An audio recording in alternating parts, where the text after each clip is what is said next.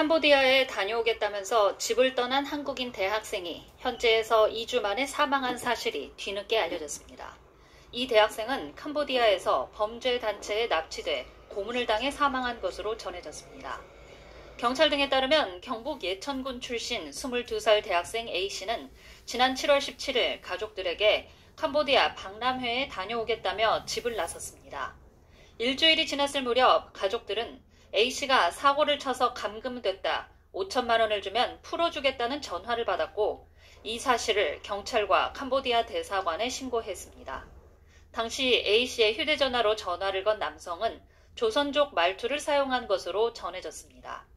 가족들은 A씨의 정확한 감금 위치 등을 파악할 수 없었으며 나흘 뒤엔 연락마저 끊겼습니다. A씨는 2주 뒤인 8월 8일 숨진 채 발견됐습니다. 캄보디아 캄포트주의 보고르산 범죄단지 인근에 감금돼 있었으며 사망 원인은 고문과 극심한 통증으로 인한 심장마비인 것으로 전해졌습니다.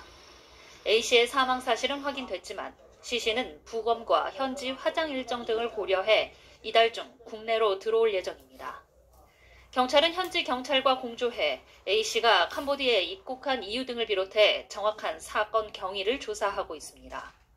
현재 캄보디아에서 한국인을 대상으로 한 납치 신고 건수는 지난해 220건, 올해 8월까지 330건으로 급증했습니다.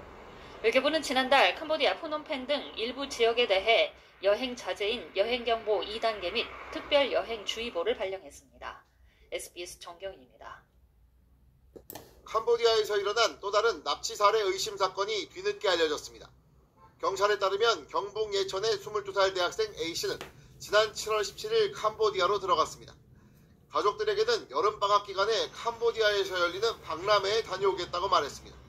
그러나 일주일쯤 지난 뒤 가족들에게 A씨가 사고를 쳐서 감금됐다, 5천만 원을 보내주면 풀어주겠다는 협박 전화가 걸려왔습니다. A씨 가족은 경찰과 캄보디아 대사관에 신고했지만 뾰족한 수가 없었습니다.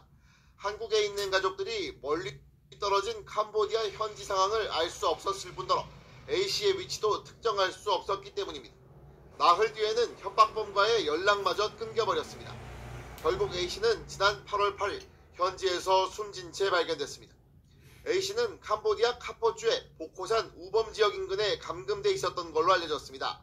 대사관과 현지 경찰에 따르면 A씨의 사망 원인은 고문과 극심한 통증으로 인한 심장마비로 밝혀졌습니다. 유족들은 사망진단서에 고문으로 인한 심장마비라고 적혀있는데 얼마나 고통스러웠을지 너무 괴로워 잠을 잘 수 없다며 울분을 토로했습니다. 캄보디아에서 발생한 한국인 납치 신고 건수는 최근 급격하게 늘어나고 있습니다. 지난 2022년에서 23년 사이에는 연간 10에서 20건 수준에 불과했지만 지난해에는 220건, 올해는 8월까지만 추산해도 330건이 일어났습니다. 한국인 범죄 피해가 늘어나면서 외교부는 지난달 17일 캄보디아에 대한 여행 경보를 2단계 여행 자제로 격상하고 특별 여행주의보도 발령했습니다.